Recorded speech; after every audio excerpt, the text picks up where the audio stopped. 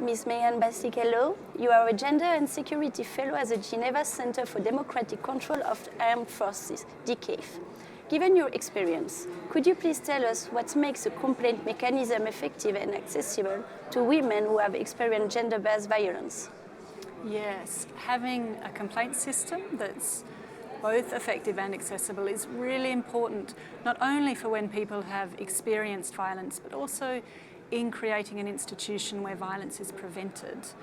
I think to be effective, the complaint system has to be trusted.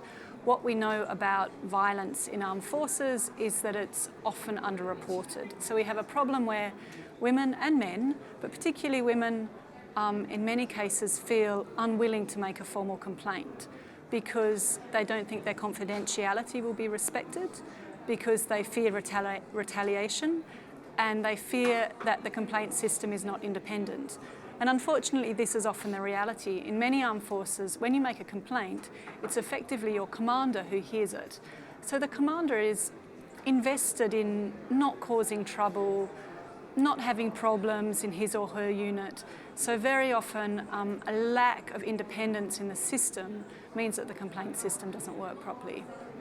There are lots of things, though, armed forces can do to make the complaint system more accessible.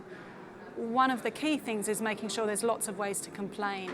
So if you're on mission and something happens, you don't have to go to your commander. You can maybe ring a hotline and report to a women's network in the military, or you can report to some sort of NGO, or you can report to the police or your national human rights institution. There should be lots of different ways that armed forces personnel can make complaints.